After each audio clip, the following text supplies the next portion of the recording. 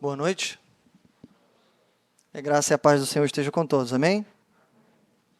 Estamos alegres, porque mais uma vez o Senhor nos trouxe até aqui e podemos cultuar o nome do Senhor, louvar e bendizer o seu bendito nome. Estamos aqui desde a parte da manhã e o Senhor tem sido bom conosco nesse domingo de louvor, adoração, ali iniciando com o nosso culto de oração, passando pelo culto, ceia do Senhor, e também tivemos uma boa assembleia extraordinária, de modo que o Senhor tem agido na vida da nossa igreja, tanto espiritualmente quanto administrativamente. Por isso estamos alegres. Bom, eu queria te convidar a ler o texto que está no Evangelho de João, capítulo 11. Só me dá um pouquinho mais de volume, pouca coisa, tá, por favor. Evangelho de João, capítulo 11, verso 1. Nós vamos ler apenas os 6 primeiros versos, mas vamos continuar a exposição do texto. Então, deixa a sua Bíblia aberta, a gente vai lendo e explicando à medida em que formos avançando, tá bom?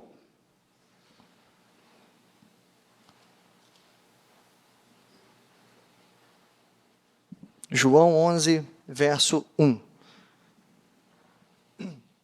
Diz assim: havia um homem chamado Lázaro. Ele era de Betânia, do povoado de Maria e de sua irmã Marta. E aconteceu que Lázaro ficou doente. Maria, sua irmã, era a mesma que derramara perfume sobre o Senhor e lhe enxugara os pés com os cabelos. Então as irmãs de Lázaro mandaram dizer a Jesus: Senhor, aquele a quem amas está doente. Ao ouvir isso, Jesus disse: essa doença não acabará em morte. É para a glória de Deus, para que o Filho de Deus seja glorificado por meio dela. Jesus amava Marta, a irmã dela, e Lázaro. No entanto, quando ouviu falar que Lázaro estava doente, ficou mais 2 dias onde estava. Só até aqui. Vamos orar mais uma vez.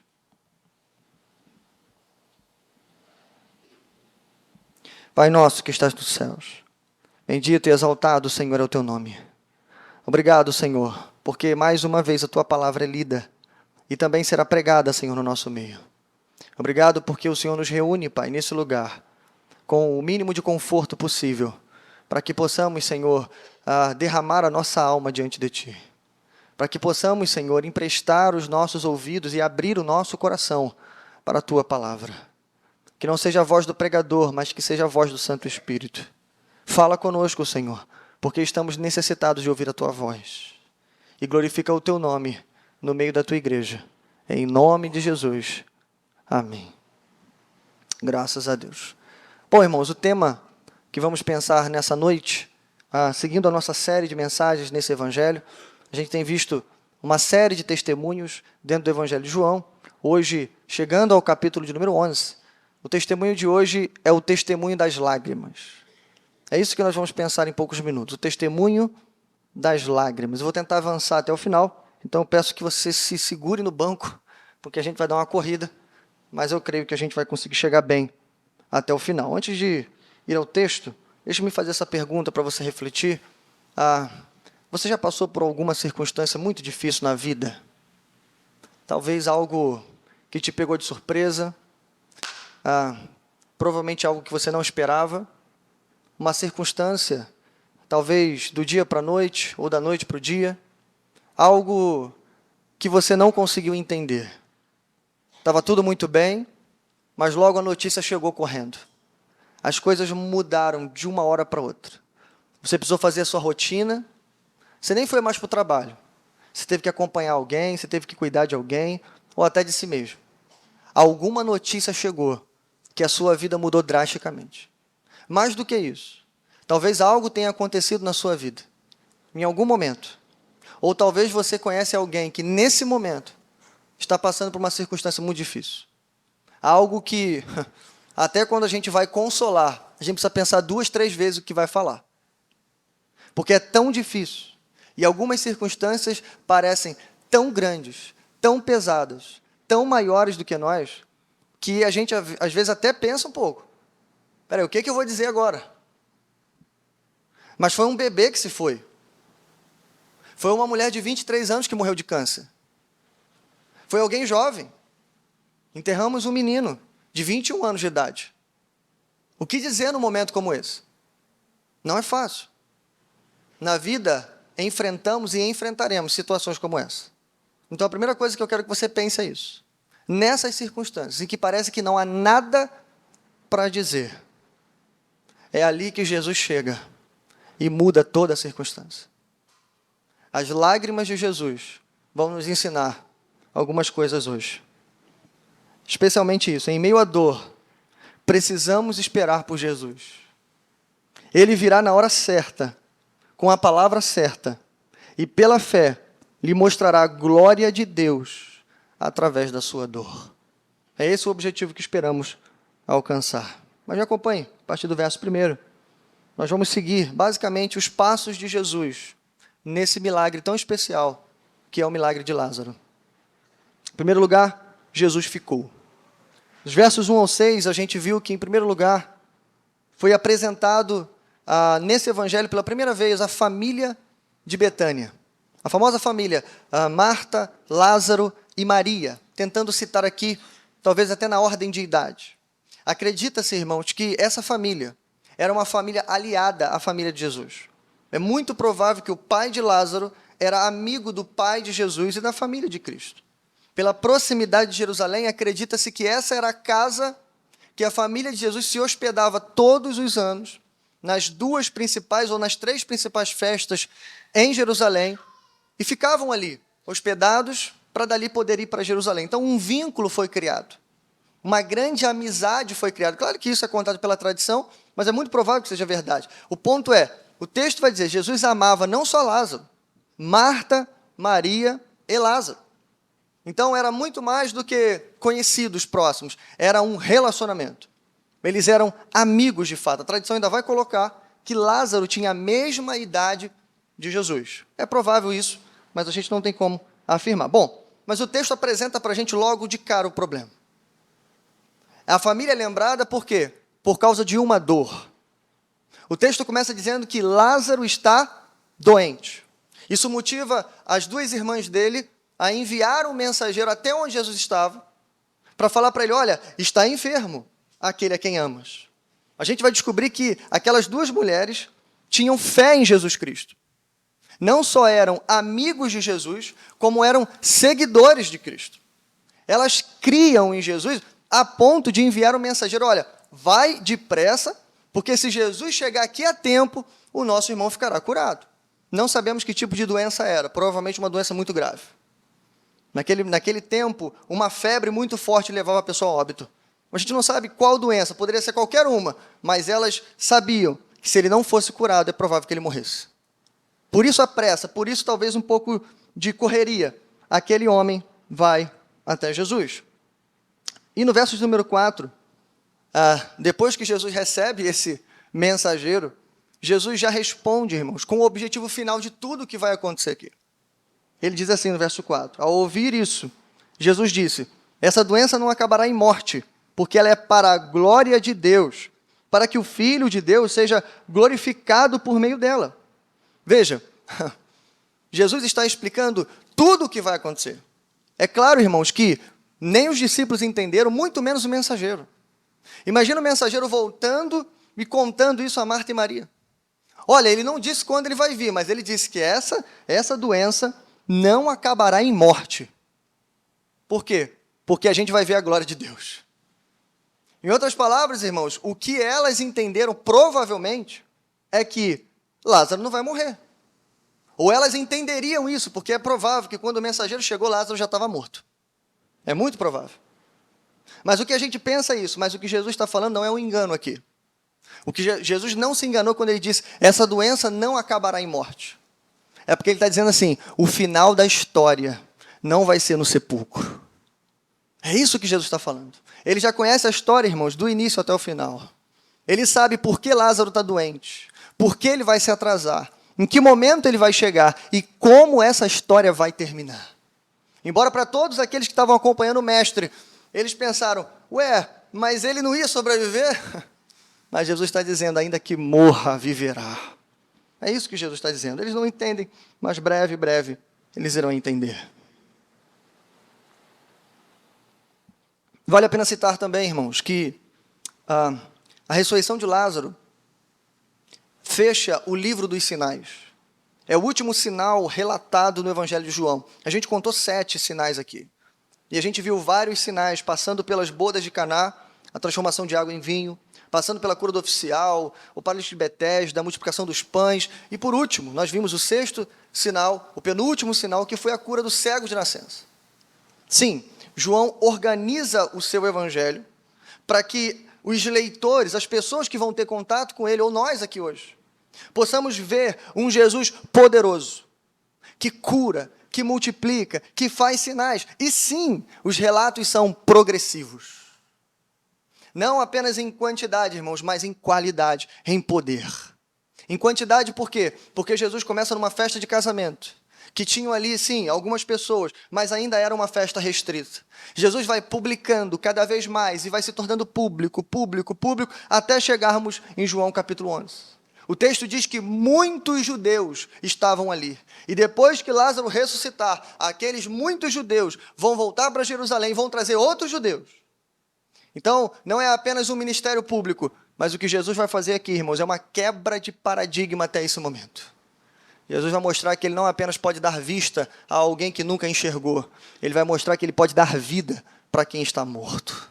Bom, esse é o 7º sinal que nós vamos ver aqui em João. Bom, os versos finais desse trecho dizem que Jesus amava Marta, a irmã dele, e a Lázaro. No entanto, quando ouviu falar de Lázaro, que estava doente, ficou mais 2 dias onde estava. É interessante, irmãos, o verso 5 e o 6, porque quando você lê ele junto, ele parece contraditório, irmãos. Se Jesus amava de fato essa família, o que a gente pensa logo e automaticamente é, poxa, se ele ama, por que ele não vai correndo lá? Ele não ama só Lázaro, ele ama Marta e Maria. Ele recebe o recado, ainda há tempo de salvar o Lázaro, mas ele permanece 2 dias ainda onde ele está. É provável que ele estivesse fazendo coisas importantes, mas, irmãos, quando alguém que a gente ama está doente, a gente larga tudo e vai, não é assim? Só que eles ainda não entenderam que tudo isso está dentro dos planos do Mestre. Bom, eu disse de manhã e repito, até quando Deus está parado, Ele está agindo. Talvez isso é a primeira coisa que a gente precisa começar a entender, irmãos. Até quando Deus está parado, Ele está agindo. Se Ele ainda não chegou, é porque Ele sabe a hora, o momento, o dia, o jeito, e Ele vai fazer e vai chegar no momento certo. Não é o seu, não é o meu. Ele sabe porque tem que esperar um pouco. Ele sabe porque você tem que passar por isso ainda há algum tempo. Ele sabe de todas as coisas. Segundo lugar, primeiro Jesus ficou, segundo Jesus voltou. Aí sim, a partir do verso 7, Jesus toma a decisão. Vamos voltar para a Judeia. Vamos ler verso 7 ao 16. Diz assim: depois disse aos seus discípulos, vamos voltar para a Judeia. Estes disseram, mestre, há poucos dias os judeus tentaram apedrejar-te. E assim mesmo vais voltar para lá? Jesus respondeu, o dia não tem 12 horas? Quem anda de dia não tropeça, pois vê a luz desse mundo. Quando anda de noite, tropeça, pois nele não há luz. Depois de dizer isso, prosseguiu dizendo-lhes, nosso amigo Lázaro adormeceu, mas vou até lá para acordá-lo. Depois, ou melhor, seus discípulos responderam, Senhor, se ele dorme, vai melhorar. Jesus tinha falado de sua morte, mas os seus discípulos pensaram que ele estava falando simplesmente do sono. Então, lhes disse, claramente, Lázaro morreu, e para o bem de vocês, estou contente por não ter estado lá, para que vocês creiam, mas vamos até ele. Então Tomé, chamado Dídimo, disse aos outros discípulos, vamos também para morrermos com ele. Bom, como eu disse, aqui Jesus então resolve, após 2 dias parado, ou melhor, fazendo outras coisas, com tudo planejado, Jesus diz, agora sim nós vamos a Betânia. Agora sim vamos voltar à Judeia. Só que quando os discípulos ouvem a palavra Judeia, a primeira coisa que passa pela cabeça deles é perigo, risco de morte. Saímos de lá, quase o mestre apedrejado. Os irmãos lembram o finalzinho do capítulo 10. Tentaram agarrar Jesus 2 vezes, tentaram apedrejar Jesus pelo menos uma vez ali naquele texto. Eles saíram da Judeia com os judeus perseguindo a Cristo. E eles estão pensando, a gente vai voltar para lá? Ainda que seja Betânia, nas proximidades, corremos o risco. Aqui, irmãos, a gente começa a entender por que João deu aquela informação? Jesus amava Marta, Maria e Lázaro. Porque para Jesus, irmãos, em primeiro lugar, o perigo não importa. Para Jesus não importa que os judeus estão perseguindo ele. Ele vai para lá. Por quê? Porque ele está indo por amor. Ele está indo para manifestar a glória de Deus entre aqueles que são seus. Mas a segunda coisa é o que ele mesmo diz. Ele usa uma simples metáfora, algo que ele já utilizou em outros lugares. Ele diz, olha, o dia não tem 12 horas? Quem anda de dia não tropeça, pois vê a luz desse mundo. Quando anda de noite, tropeça, pois nele não há luz. É uma metáfora que ele já usou no capítulo 9, como quem diz assim, olha, quem anda durante o dia, segue, ou melhor, faz a vontade do Pai. Quem anda durante a noite, não faz a vontade do Pai. O que significa? Então, enquanto eu estiver fazendo a vontade do Pai, seguindo a agenda do Pai, a minha hora ainda não chegou. Então, no dia, ou seja, enquanto eu tenho que trabalhar, eu não posso ficar parado. Nós vamos para lá, fiquem tranquilos, não vai acontecer nada. Bom, Jesus, então, começa a revelar para eles, olha, Lázaro adormeceu, mas vou acordá-lo. A gente viu no texto que os discípulos não entenderam isso. E aqui, irmãos, é importante você parar e pensar nisso um pouco. Jesus usa não apenas um eufemismo para tratar sobre a morte, mas Jesus usa aqui a palavra ideal para que o cristão trate a morte dessa maneira. A morte para o cristão é como um sono leve, porque em breve ele vai despertar. É isso que Jesus está ensinando para a gente. E eu já preguei aqui, não vou gastar tempo com isso, mas repito, não é sono da alma, é o sono do corpo. Porque no fim dos tempos, o que vai ressuscitar é o corpo e se unirá com a sua alma, que está diante do trono de Deus clamando, até quando, até quando e até quando? É isso que Jesus está falando. Mas bom, Jesus explica, Lázaro morreu sim, e ele morreu, veja, para o bem de vocês. E eu estou contente por não ter estado lá, para que vocês creiam. Irmãos, de novo, aqui eu chamo de a segunda ironia do texto. Como é que pode sair alguma coisa boa da morte de alguém? Ainda mais do próprio amigo dele, de quem ele ama. Veja, é a segunda ironia do texto. Ele está dizendo, olha, claramente, já, vocês não entenderam? Então eu vou explicar. Lázaro morreu, mas isso é bom. Ironia, irmãos. Ele morreu, mas isso é bom. Por quê, irmãos? Porque nesse momento, o que Jesus está dizendo é que a morte do seu amigo funcionará para o bem dos seus outros amigos. A morte de um amigo de Jesus vai funcionar para publicar a glória de Deus entre os seus outros amigos. Bom, isso a gente só vai entender se a gente continuar lendo o texto. Vamos seguir. Terceiro lugar, Jesus chega em Betânia. E eu chamei isso de Jesus consolou, versos 17 ao 27. Vamos ler. Ao chegar, Jesus verificou que Lázaro já estava no sepulcro. Havia 4 dias. Betânia distava a cerca de 3 quilômetros de Jerusalém, e muitos judeus tinham ido visitar Marta e Maria para confortá-las pela perda do irmão. Quando Marta ouviu que Jesus estava chegando, foi encontrá-lo, mas Maria ficou em casa. Disse Marta a Jesus, Senhor, se estivesse aqui, meu irmão não teria morrido. Mas sei que mesmo agora Deus te dará tudo o que pedires. Disse-lhe Jesus, o seu irmão vai ressuscitar. Marta respondeu, eu sei que ele vai ressuscitar na ressurreição do último dia. Disse-lhe Jesus, eu sou a ressurreição e a vida. Aquele que crê em mim, ainda que morra, viverá. E quem vive e crê em mim, não morrerá eternamente. Você crê nisso? Ela respondeu, sim, Senhor, eu tenho crido que tu és o Cristo, o Filho de Deus, que devia vir ao mundo. Lembra que eu disse?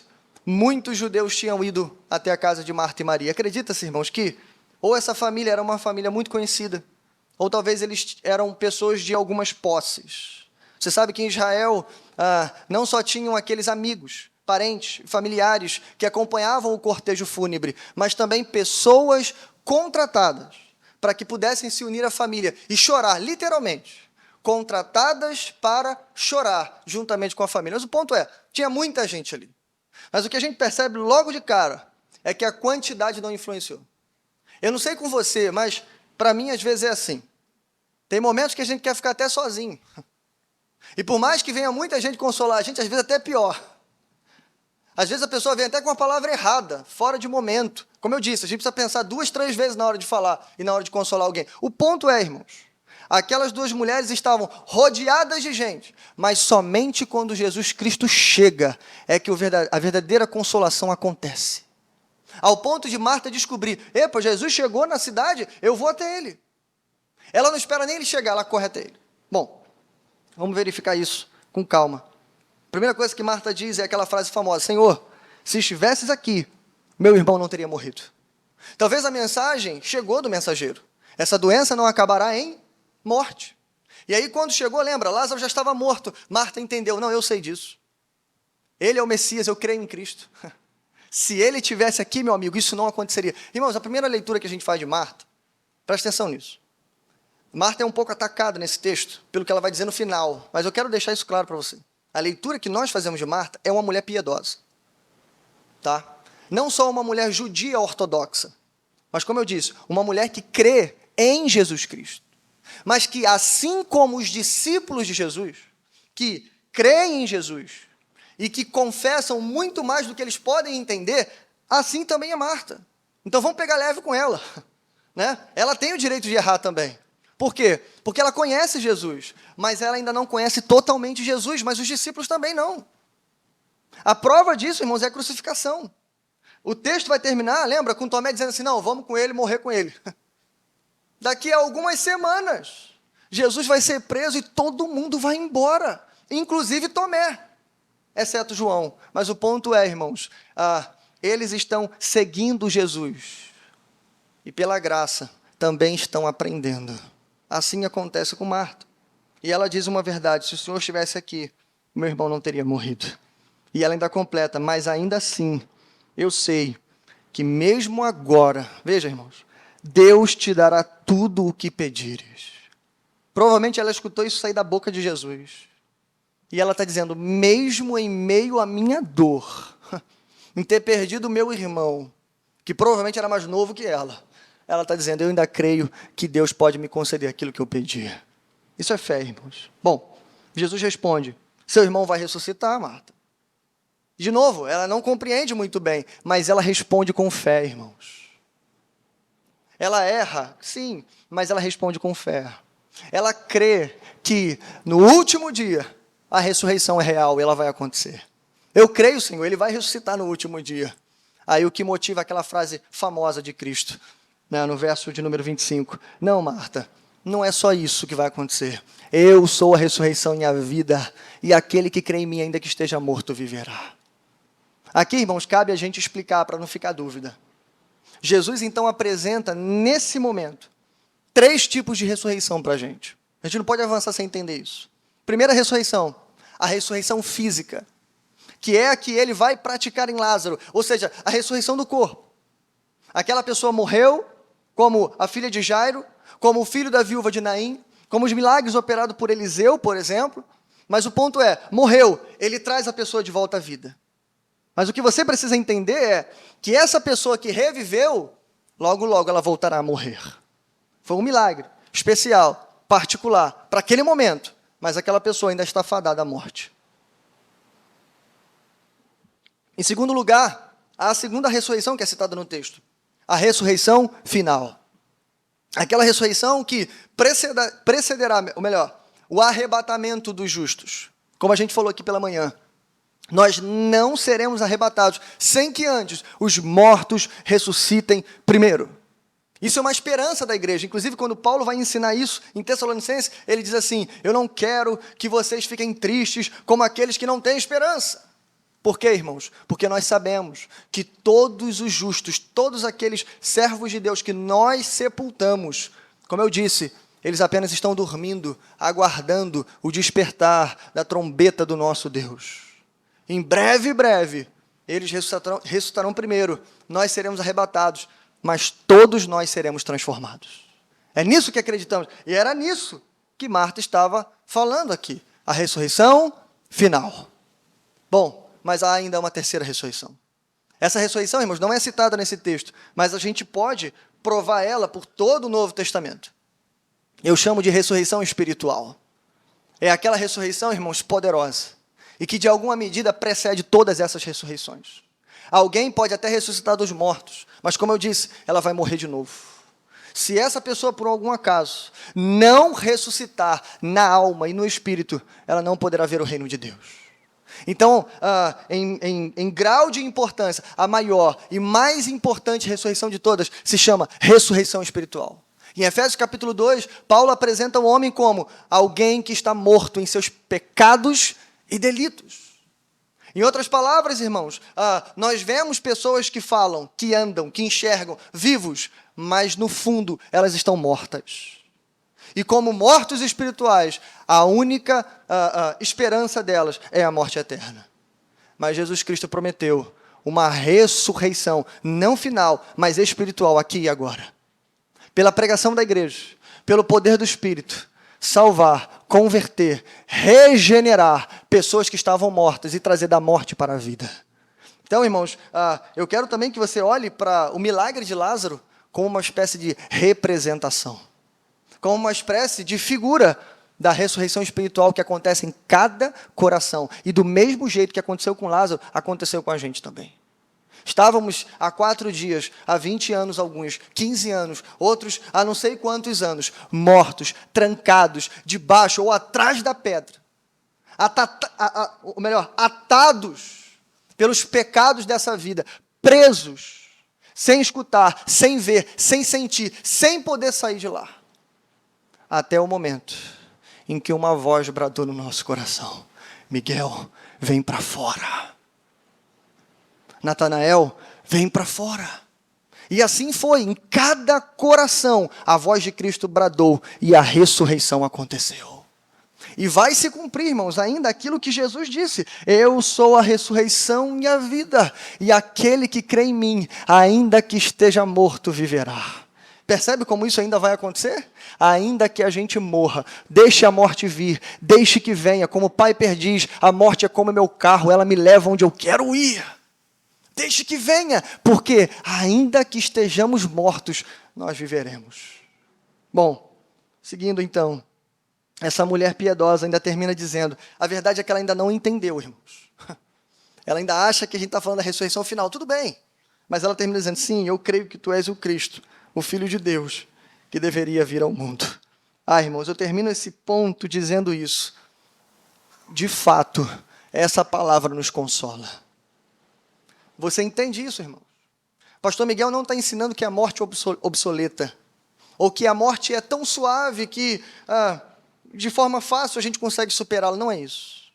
Quem já me viu aqui celebrando velório, a primeira coisa que eu falo é, está autorizado a chorar. Está autorizado a entrar em luto.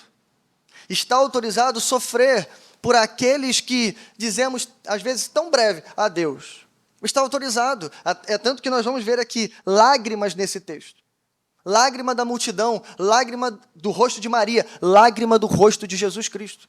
Está autorizado, pode chorar. Por quê? Esse é o estrago que o pecado fez no mundo, a morte. Mas para um crente, salvo, ressuscitado pelo Espírito Santo, enterrando outro crente que foi salvo e ressuscitado pelo Espírito Santo, irmãos, ele chora, ele fica triste, porque por um pouco de tempo, ele não verá mais aquela pessoa, mas ele sabe que daqui a pouco, ele também vai se encontrar com ela. Ele sabe, irmãos, que é um até logo. Ei, vai, porque eu estou indo logo atrás. Isso se Jesus não voltar antes. Bom, Jesus consola, e só Ele, irmãos, pode consolar. Mas em quarto lugar, seguindo, Jesus chorou. Verso 28. E depois de dizer isso, foi para casa, e chamando à parte Maria, disse-lhe, o mestre está aqui, está chamando você. Ao ouvir isso, Maria levantou-se depressa e foi ao encontro dele. Jesus ainda não tinha entrado no povoado, mas estava no lugar onde Marta o encontrara. Quando notaram que ela se levantou depressa, saiu. Os judeus que estavam confortando em casa seguiram-na, supondo que ela ia ao sepulcro para lhe chorar. Chegando ao lugar onde Jesus estava e vendo Maria, prostrou-se aos seus pés e disse, Senhor, se estivesse aqui, meu irmão não teria morrido. Ao ver chorando Maria e os judeus que o acompanhavam, Jesus agitou-se no espírito e perturbou-se. Onde o colocaram? Perguntou ele. Vem e vê, Senhor. Responderam eles. Responderam eles. 35. Jesus chorou. Então os judeus disseram: vejam como ele o amava. Mas alguns deles disseram: ele que abriu os olhos do cego, não poderia ter impedido que esse homem morresse? Aqui, irmãos, chegamos ao centro do texto. Como eu disse, o testemunho das lágrimas. Então, há uma lágrima que merece a nossa atenção. Jesus chorou. E isso, irmãos, é uma frase, embora talvez o menor versículo da Bíblia, mas traz importância para a gente gigantesca.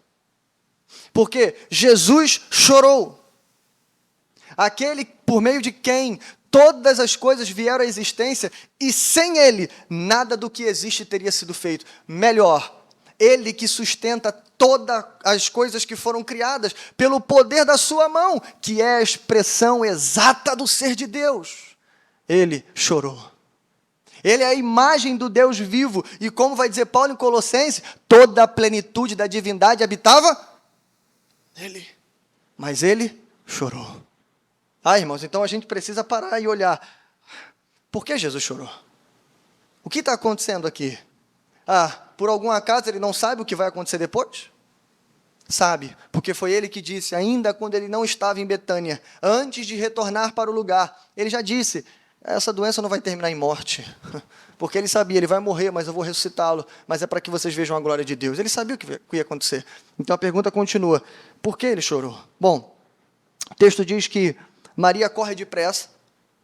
Maria sabe que Jesus está naquele lugar. É provável que ela não tenha ido com a irmã, porque ela não sabia que Jesus estava ali. Quando ela descobre, irmãos, ela corre até Jesus também. Ela diz a mesma frase que a irmã, provavelmente porque elas conversaram isso em casa. É normal isso. Já viu quando a gente está em casa, às vezes tentando entender alguma coisa, e a gente coloca aquilo em pratos limpos. A gente conversa sobre aquilo. A gente tenta entender o que está acontecendo. A dor é muito grande. As irmãs estão devastadas pela dor. Mais ainda, elas provavelmente esperaram Jesus chegar. Jesus não chegou. Talvez uma delas chegou até a pensar assim, dizer, poxa, mas ele não veio. O mensageiro chegou lá. Dava tempo. Mas é provável que no final de tudo elas entenderam, olha, se ele não veio é porque teve uma razão para não vir. Mas uma coisa a gente pode dizer, se ele estivesse aqui, o meu irmão não teria morrido. Por isso ela repete a mesma coisa. Isso talvez seja a única coisa que elas conseguem se agarrar naquele momento. Ok, mas o texto prossegue. O texto diz que aqueles judeus, alguns amigos, parentes, alguns contratados, seguem Maria. Isso aqui é importante para você entender. Marta fala com Jesus sozinha, Maria não vai sozinha até Jesus. Maria é seguida por parte daquela pequena multidão de judeus, alguns curiosos, alguns incrédulos, alguns opositores, e eles chegam até Jesus. Bom, depois de Maria dizer a mesma coisa, verso 33, ao ver chorando Maria. Primeira resposta que a gente tem aqui. Jesus viu as lágrimas de Maria. Isso aqui é importante, irmãos, preste atenção nisso. Está vindo Maria seguida de uma multidão. A primeira coisa que Jesus olha é para o rosto de Maria. Lembra? Ele ama Maria. Ei, preste atenção. Jesus vê as suas lágrimas.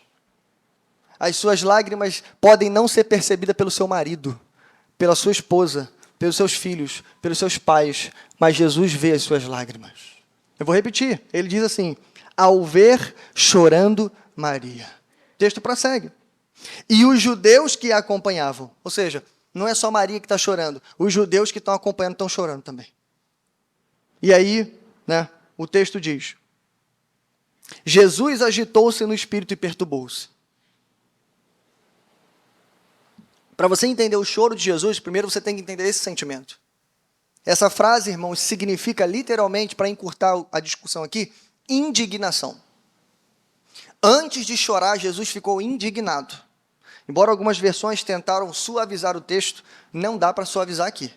Não há nenhuma dúvida hermenêutica aqui. Não há, irmãos. Estou adiantando, a discussão aqui, ela existe, mas não há dúvida aqui. Ok?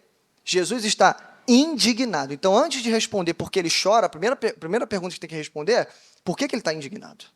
Alguma coisa naquela comitiva deixou Jesus indignado. Bom, já vou dizer o que é. Verso 34. Por isso ele diz: onde o colocaram? Perguntou ele. Vem ver, Senhor, responderam eles. E aí, verso 35, Jesus chorou. É provável que Jesus tenha chegado próximo ao sepulcro de Lázaro. Provável que Jesus tenha visto o sepulcro. E unindo aquele sentimento de indignação, as lágrimas de Maria, as lágrimas da multidão, olhando para o sepulcro, toda essa visão culminou nas lágrimas de Jesus. Culminaram, melhor dizendo, nas lágrimas de Jesus. Bom, por que Jesus chorou? Irmãos, a resposta mais direta, mais clara que a gente pode dar aqui é por todas essas coisas. Aqui alguns teólogos se dividem, alguns dizem, ele chorou porque ele foi empurrado pelas lágrimas daquelas pessoas. Já viu quando você não está com vontade de chorar, mas você vê alguém chorar e você chora também? Você já viu isso? E você meio que chora por osmose, porque você está no meio de um monte de gente chorando, e aí você começa a ficar comovido também. Isso acontece com riso, mas também com as lágrimas. Irmãos, a gente crê que não é por isso. Segunda coisa, algumas pessoas dizem que Jesus chorou porque ele lembrou, ou ele viu, que era o amigo dele que estava dentro do sepulcro. Irmãos, isso não pode ser suficiente para a gente. Primeiro, porque Jesus sabia que ele iria ressuscitar Lázaro. Segundo, porque ele mesmo disse, Lázaro morreu. Jesus já sabia disso. Mas ele completa, é para o bem de vocês. Não é só porque ele está vendo o amigo dele dentro do sepulcro. Ele sabe que daqui a poucos minutos ele vai sair andando dali. Bom, então por que ele chora? Simples, irmãos. Porque Jesus está olhando toda aquela cena. O teatro dos judeus, logo após a incredulidade deles. Mas o amigo dele trancado naquele lugar. E ele está vendo, não há uma lágrima aqui com esperança. Então, por que Jesus chora? Pelo estrago que o pecado tem produzido nesse mundo, gerando tristeza pela morte e incredulidade, mesmo diante da esperança. Esse é o motivo, melhor dizendo, provavelmente, o único motivo porque Jesus chorou. Porque o Deus encarnado chorou. Porque diante dele, as pessoas chegando a ele, estão chorando. Como eu disse, alguns contratados. E logo depois, veja, o próprio texto, vai revelar para a gente, olha, esse pessoal aí não está muito convertido, não. Veja como é que o texto termina. Mas alguns deles disseram, ele que abriu os olhos do cego, não poderia ter impedido que esse homem morresse? Talvez mesmo não estando lá, como ele curou o servo do centurião de Cafarnaum, basta uma palavra do meu Deus. Basta uma palavra de Cristo e ele será curado. Talvez isso, mas o ponto é, eles estão questionando o agir de Cristo. E dizendo, olha, será que ele não tinha poder para curar o seu amigo? Então veja, irmãos, é um caso claro de incredulidade. Diante de todo esse cenário, Jesus chorou. Bom, mas não para aqui. Quinto e último lugar, Jesus ressuscitou. Verso 38. Jesus, outra vez, profundamente comovido. Aqui, irmãos, essa expressão é a mesma expressão inicial. Não é comoção de emoção, é de ira. Jesus está indignado mais uma vez. É isso que significa essa palavra. Lembra? Os judeus estão questionando. Não é possível que ele não tenha poder, ou não tivesse poder para salvar o seu amigo? Jesus está mais uma vez indignado. Foi até o sepulcro. Era uma gruta com uma pedra colocada à entrada. Ele disse, tirem a pedra. Disse Marta, irmã do morto. Senhor, ele já cheira mal, pois já faz 4 dias. Disse-lhe Jesus, não lhe falei que se você cresce veria a glória de Deus? Então tiraram a pedra. Jesus olhou para cima e disse, Pai, eu te agradeço porque me ouviste. Eu sabia que sempre me ouves, mas disse isso por causa do povo que está aqui, para que creia que tu me enviaste. Depois de dizer isso, Jesus bradou em alta voz, Lázaro, venha para fora. O morto saiu, com as mãos e os pés envolvidos em faixas de linho, e o rosto envolto num pano, e disse-lhe Jesus, tirem as faixas dele e deixem-no ir. Bom, irmãos, aqui a gente chegou no milagre. Há pouco que explicar aqui, você conhece bem o texto, mas o ponto é, Jesus chega diante daquele sepulcro. E, irmãos, quando já não havia mais esperança, Jesus mostra a esperança está aqui. Marta avisa ele, Senhor, é melhor não, já cheira mal. né? Marta nem desconfiou. O que Jesus quer tirando a pedra? Talvez ela pensasse que um amigo queria dar o último abraço. Já viu aquela coisa? A gente não gosta de caixão fechado, não sei você, mas eu sou assim. A gente gosta de olhar, às vezes até dar um abraço, não sei, isso é coisa do ser humano. Se despedir no último momento. Se a gente não olha, né, o falecido, a gente fica meio com aquele sentimento de eu não consegui me despedir. Talvez Marta tenha imaginado isso, não sei, estou supondo. Mas o ponto é, ela avisa, Senhor, é melhor não. Já fazem 4 dias, ele já cheira mal. Essa informação aqui, irmãos, ela é útil, por um lado, porque existe aquela crença, e isso é mapeado pela tradição, de que para o judeu, presta atenção nisso, muitos judeus, não todos, mas a maioria dos judeus, ainda naquele tempo, acreditava que durante 3 dias a alma ficava pairando em cima do corpo. Presta atenção nisso. Eu sei que parece um pouco de espiritismo, mas o problema não é meu. Eu não sou judeu.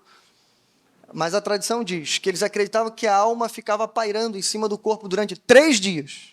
E no 3º dia, a alma então voltava para Deus. Essa era a crença deles. Então, por isso que durante esse espaço de tempo, para eles, um profeta, alguém enviado por Deus, sei lá, um homem poderoso como Eliseu, Elias, Moisés, João Batista, alguém enviado por Deus, que falava em nome de Deus, poderia fazer uma oração e, se fosse a vontade de Deus, Deus poderia ressuscitar aquela pessoa. Mas para eles, passando-se, somando-se 4 dias, isso era impossível. Por quê? Porque o pó desce ao pó e o Espírito vai a Deus que o deu, vai dizer Salomão. Então, não há mais esperança. Por isso, eles nem cogitam. Ele pode até ressuscitar no último dia, mas agora não. Já fazem 4 dias. Aqui você encaixa porque Jesus demorou, porque Jesus ficou 2 dias, porque ele se atrasou, porque na verdade ele não se atrasa. Para ressaltar o milagre e glorificar o nome de Deus, ele resolve atrasar, esperar 4 dias, para dizer assim, não é homem que está orando, não é homem que vai praticar esse milagre, assim como foi com o cego de nascença, só Deus poderia ressuscitar Lázaro. Ele está dizendo em alto e bom som quem ele é, através desse milagre. Bom, é isso que vai acontecer. Eu não tenho dito, se creres, você verá a glória de Deus. Aqui, irmãos, não há muito mistério. Eu sei que há muita alegoria, né? Em Tire a Pedra, alguns vão dizer até que Lázaro saiu levitando do túmulo. Eu já ouvi pregação assim, né? Porque como ele está com as mãos e pés atados, o milagre... a primeira pessoa que citou isso disse, há um milagre dentro do milagre. E vai dizer que o poder de Cristo foi tão grande que ele saiu levitando do túmulo. Não, irmãos, não é assim.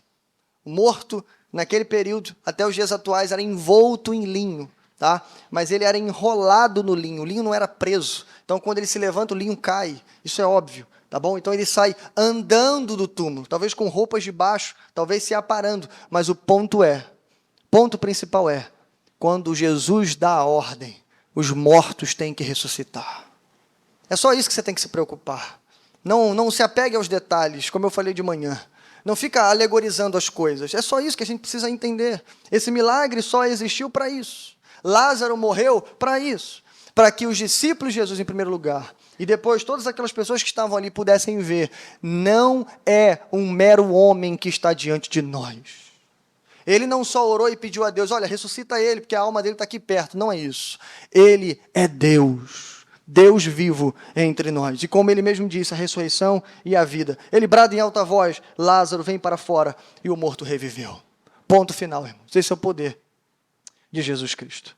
Bom, o testemunho das lágrimas nos ensina de várias maneiras. Eu vou repetir. Em meio à dor, precisamos esperar por Jesus. Ele virá na hora certa, com a palavra certa. E pela fé, lhe mostrará a glória de Deus através da sua dor. Então, 4 coisinhas rápidas para a gente recapitular tudo que a gente aprendeu e colocar no coração o testemunho das lágrimas. Primeiro, leve para Jesus a sua dor, sabendo que Ele te ama. Eu vou repetir. Leve para Jesus a sua dor, sabendo que Ele te ama. Sabe por que Marta e Maria tiveram um trabalho? Contrataram um mensageiro, enviaram uma mensagem a Jesus. Jesus estava a aproximadamente 2 dias de Betânia, porque elas sabiam. Primeiro, o que Jesus podia fazer. Mas não era só isso. Não basta Jesus ser somente muito poderoso. Não basta Jesus ter apenas o poder de curar alguém, ou de ressuscitar alguém, ou de fazer qualquer outra coisa maravilhosa e extraordinária. Não basta isso. Porque o fato dele ter o poder não significa que ele vai querer fazer. Melhor, não significa que ele ama você ao ponto de você fazer. Marta e Maria enviaram o mensageiro, não só sabendo que ele tinha poder, mas que ele amava a Lázaro. Por isso que a mensagem é clara e direta. Está enfermo aquele a quem você ama. Você precisa, em primeiro lugar, se apropriar dessa palavra. Quando nós vamos a Deus em oração, fiado pelo Espírito e no nome de Jesus Cristo, você precisa entender que quando você entra em audiência no trono da graça, você é um filho amado de Deus Pai. Você não é um mero súdito numa audiência com o rei, que enquanto está com o cetro levantado, você está vivo, lembra de Esther? E quando abaixa o cetro, você morre. Não é só isso. Sim, ele é o soberano, ele é o criador de todo o universo. Terrível coisa é cair na mão do Deus vivo. Ele tem poder sobre vida e morte. E pior é cair na mão de Deus do que dos homens. Sim, mas mais do que isso, ele é teu Pai. Ele ama você. Isso não é, irmãos, meras palavras. Isso é uma palavra que tem que estar dentro do nosso coração. Agora, vírgula. O fato de Jesus te amar não significa que ele virá na hora que você acha que ele tem que vir. Lembra daquele versículo estranho? E Jesus amava Marta e Maria. No entanto, ele resolveu ficar onde estava mais 2 dias.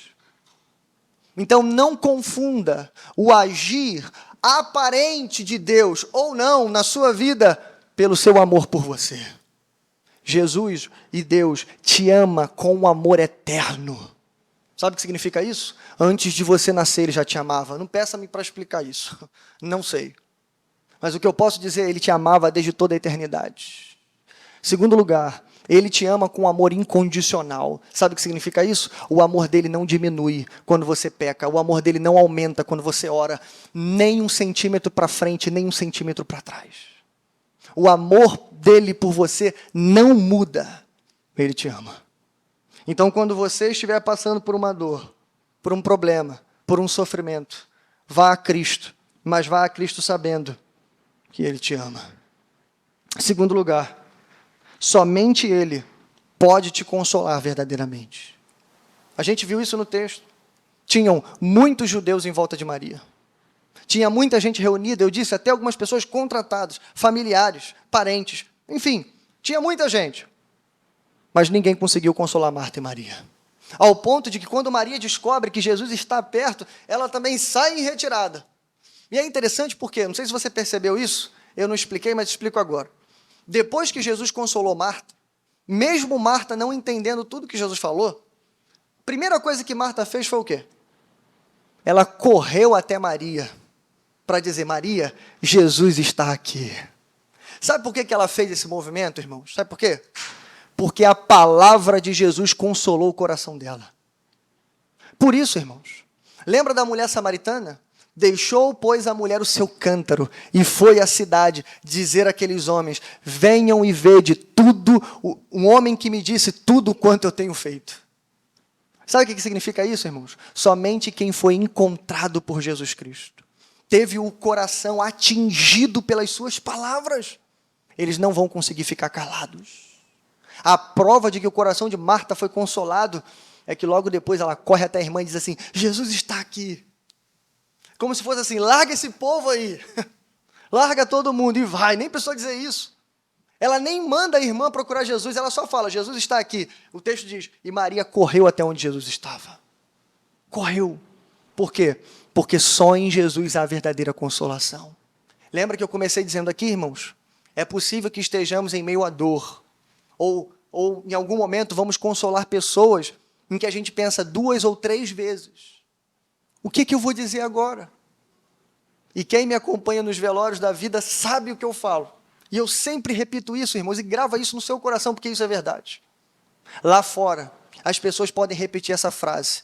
Não temos o que dizer aqui. Infelizmente, eu escuto pastores dizendo isso em velório. Eu até entendo. Às vezes é para no afã de consolar as pessoas. Mas, irmãos, a gente não consola ninguém ficando calado. A gente consola falando. Já viu gente dizer assim, não há palavras que possam consolar vocês. É assim que eles abrem o velório. Está errado! Sim, se estiverem dizendo as nossas palavras, está certo. Não há palavra, minha não há, mas de Cristo há. A palavra de Cristo pode consolar verdadeiramente os corações. Eu já vi isso na prática. E enquanto nós estamos pregando o Evangelho, irmãos, todas aquelas pessoas são testemunhas. Claro, estão chorando, estão com o coração quebrado, mas aquelas palavras são espírito e vida, porque não é minha palavra, é a palavra de Jesus. Lembra? Não se perturbem o vosso coração. Credes em Deus, crede também em mim. Na casa de meu pai há muitas moradas. Se não fosse assim, eu teria dito, vou preparar lugar. E quando eu for e vos preparar lugar, voltarei e os levarei para mim mesmo, para que onde eu estiver, estejais vós também. Ah, irmãos, isso consola. Claro que consola. Ah, ou então, eu sou a ressurreição e a vida. Aquele que crê em mim, ainda que esteja morto, viverá. Claro que isso consola, irmãos. Lembrar para aquela pessoa, ei, você está sepultando um príncipe de Cristo Jesus. Ou uma princesa do reino. Ela é sepultada aqui com desonra, mas ela se levanta com honra no reino dos céus.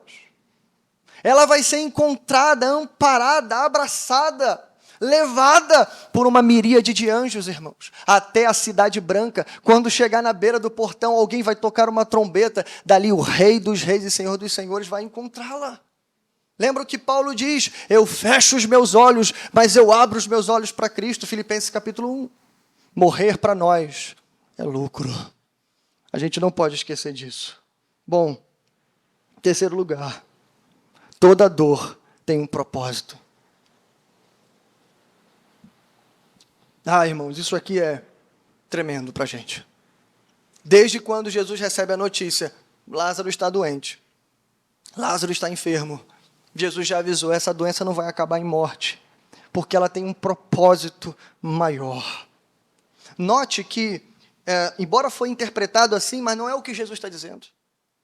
Jesus não está dizendo, olha só, eu vou chegar antes que a dor chegue. Não é isso que ele falou. Eu sei que é assim que os discípulos interpretaram, foi assim que o mensageiro interpretou, mas não é isso que ele falou. Eu vou explicar melhor para você. Imagine aqui os 4 meninos da Babilônia. Lembra? Sadraque, Mesaque e Abidnego. Lembra? Ou melhor, os 3 meninos da Babilônia. Imagine aqui, o decreto foi emitido, a ordem já foi dada, eles serão levados para a fornalha. Lembra disso? O que eu estou querendo dizer é o seguinte, irmãos. Deus não impediu que aquele quadro acontecesse. A ordem que foi dada por um rei humano, pelos principais, por todos aqueles homens que estavam tentando perseguir o povo de Deus, a ordem não parou. O sofrimento não foi impedido antes que acontecesse. Imagine a cabecinha deles. Eles pensando assim, mas eu fui fiel. Ainda assim eu vou para a fornalha? Eu achei que se eu batesse o pé aqui e fosse fiel, o grande Deus de Abraão, Isaque e Jacó ia me livrar. Foi isso que eles disseram? Não. Diante do decreto do rei, eles disseram assim, vocês podem fazer o que quiserem com a gente, mas a gente não vai se dobrar a vocês, não. A gente não vai se dobrar diante de estátua nenhuma. E eles foram, irmãos, alegres, felizes para a fornalha. Mas aí quando chegou na fornalha, lembra do 4º homem? Você conhece a história bem? O quarto homem ali, provavelmente, irmãos, uma manifestação pura e exata de Jesus Cristo. Entre eles deu o livramento. O que eu quero dizer, irmãos, toda dor tem um propósito. Mas o propósito não é apesar da dor, mas é por meio dela. Quando Jesus diz essa doença não é para a morte, mas é para que vocês creiam e vejam a glória de Deus, ou que Deus seja glorificado por meio dela, ele não está dizendo assim, eu vou chegar na hora certa, vou chegar antes da dor, e vocês verão a glória de Deus. Não é isso. A dor vai chegar primeiro, mas a dor não vai atrapalhar, pelo contrário, ela vai ressaltar o milagre, e vai publicar a glória de Deus. Toda dor tem um propósito.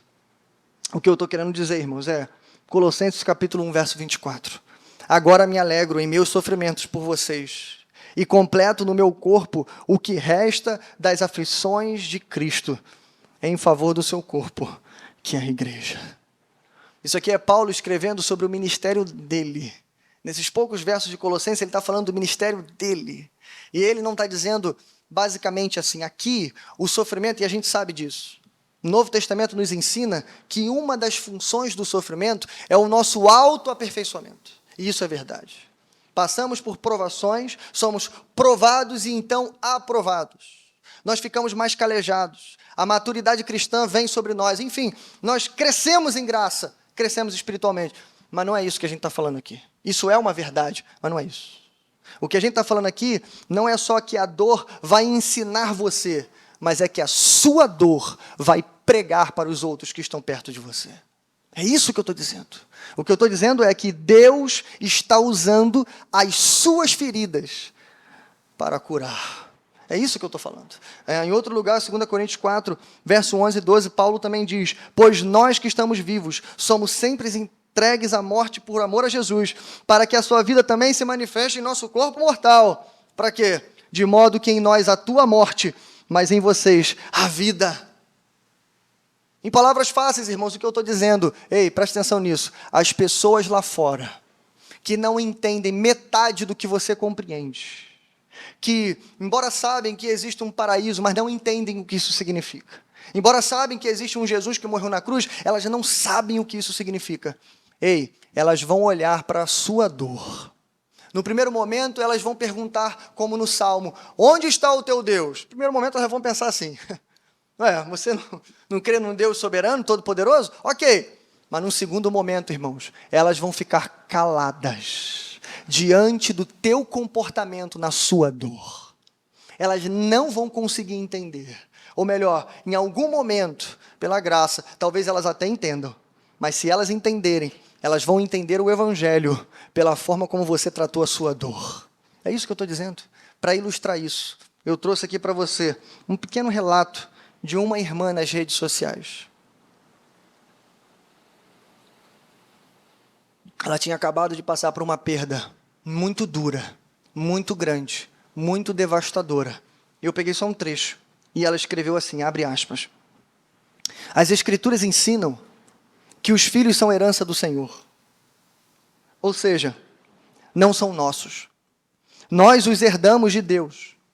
Como exemplo disso, notamos que na história de Jó, Deus o restituiu todos os bens que havia perdido, exceto algo, os seus filhos. Isso porque os filhos não eram posse de Jó, não eram seus bens. Eles pertenciam a Deus. E naquele momento, Deus os quis para si. Assim como Jó, eu e meu marido declaramos: o Senhor o deu, o Senhor a tomou, bendito seja o nome do Senhor. Pode dizer amém? Esse relato é da irmã Caroline Rocha, agora recentemente, quando perdeu a sua filha. Teve um parto de uma criança falecida. Veja, irmãos, algo devastador. Mas a gente pode ver, por essas simples palavras, que embora talvez o corpo dela esteja destruído, mas a sua fé está viva. E eu vi, irmãos, eu trouxe esse relato por quê? Porque eu vi pessoas que não são crentes dizendo sobre a fé da irmã Caroline. E alguém disse assim: só Deus pode explicar esse negócio. Se fosse eu não saberia o que estava acontecendo. É por isso que muita gente vai para a depressão, vai para o suicídio, vai para as últimas consequências, irmãos. Porque elas não têm Jesus para consolar. Bom, em quarto e último lugar. A fé te fará ver a glória de Deus, mesmo em meio à dor. É assim que a gente termina hoje. Eu sei, irmãos, que parece muito difícil. Mas foi isso que Jesus disse para Marta, nos momentos finais. Ele disse-lhe Jesus: não lhe falei que se você cresce, veria a glória de Deus. Eu quero atentar para uma coisa, eu não expliquei antes, vou explicar agora. Jesus não diz essa frase depois de remover a pedra, orar ao Pai e bradar: Lázaro, vem para fora. Sabe por quê? Porque se ele dissesse assim: Depois que fez... Imagine a cena. Removam a pedra, os homens tiraram a pedra. Ele orou, pai, obrigado, porque tudo que eu peço o Senhor me responde. E ele dizendo, Lázaro, vem para fora. Aí imagina, como eu disse, os linhos caindo, o homem se ajeitando, talvez se alongando, ficou 4 dias deitado, e ele vem andando. Imagine a cena, irmãos. Todas aquelas pessoas, aqueles incrédulos, que acabaram de dizer ele não tinha poder para impedir o amigo de morrer. Imagine Lázaro caminhando e saindo do túmulo. Aí imagina nesse momento uma frase lacradora de Jesus. Jesus dizendo assim, eu não falei que se vocês crescem, vocês veriam a glória de Deus? Não é isso, irmãos? Não é isso. Não foi isso que Jesus fez. Não foi nesse momento que Jesus falou. Ali seria muito fácil. Crer depois que o milagre está acontecendo é muito fácil. O que Jesus vai dizer para Marta é, antes de removerem a pedra, antes de orar, antes de ressuscitar o irmão dela. Ou seja, mesmo em meio à dor, a nossa fé no Cristo que vive nos proporciona uma visão da glória de Deus. Não me pergunte como, irmãos, isso aqui é mistério de Deus. Mesmo com os olhos turvos, mesmo em meio às trevas, há uma promessa poderosa para nós. Lembra? Ainda que eu ande pelo vale de sombra, trevas, né? E morte, não temerei mal algum. Por quê? Porque tu estás comigo. O pastor está conosco, irmãos. Ainda que a gente não veja, ainda que a gente não sinta, ainda que a gente não ouça a sua voz, Ele está segurando na nossa mão. Somente a fé em Cristo Jesus pode nos fazer ver. Romanos 8,18, e eu encerro. Considero que os nossos sofrimentos atuais não podem ser comparados com a glória que em nós será revelada. E eu quero terminar dizendo isso para você. O pequeno vislumbre de glória que você vai ver no meio do seu sofrimento é só uma antecipação de toda a glória que te será revelada no fim dos tempos, quando Ele vier e Ele mostrar a nós. Amém? Vamos a Deus em oração. Pai nosso que estás nos céus, bendito e exaltado, Senhor, é o teu nome. Obrigado, Senhor, porque nessa noite o Senhor consolou os nossos corações. Através da consolação em Betânia, o Senhor veio até nós com uma palavra forte, Senhor, profunda, e alimentou os nossos corações, Pai. É possível que tenha pessoas aqui sofrendo nesse momento. É possível que tenha pessoas que conhecemos que estejam sofrendo nesse momento. E como eu disse, Senhor, dores terríveis, que parecem inconsoláveis, que não há descanso, de noite, de dia, como disse o salmista, as lágrimas têm sido o meu alimento. Então, Senhor, a minha oração é, tem misericórdia deles, Senhor. Tem misericórdia de nós, ó Pai. Que quando enfrentarmos, Senhor, o dia mau, que possamos nos lembrar do testemunho das lágrimas. Primeiro, que o Senhor vê as nossas lágrimas. Segundo, que o Senhor chorou, Pai, pelo estrago do pecado feito no mundo. Mas o Senhor não só chorou, o Senhor morreu no nosso lugar. Ah, Pai, e que a Tua palavra é a única suficientemente que pode consolar verdadeiramente os nossos corações. Então, Senhor, vem com poder. Nós acreditamos, Pai, que no momento da nossa dor, o Senhor virá. Nem que seja, Pai, para nos consolar e nos ajudar a enfrentar todo aquele vale sombrio. Nós cremos em Ti. Nós cremos em Ti, Senhor. E cremos que veremos a Tua glória, mesmo em meio à dor. E faça, Senhor, o nosso sofrimento ser uma pregação para aquelas pessoas que estão ao nosso redor. Nos dê uma graça tal, Senhor, que possamos enfrentar o tempo da dor, para que possamos impactar as pessoas que estão ao nosso redor. Que elas olhem para nós, não como super-homens e super-mulheres, não, mas que elas olhem para nós, mesmo quebrados, mas ainda cremos em Ti. E como Jó disse, ainda que Ele me mate, eu o louvarei. Dai-nos, Senhor, essa fé e essa graça. No nome santo de Jesus nós oramos. Amém e amém. Graças a Deus.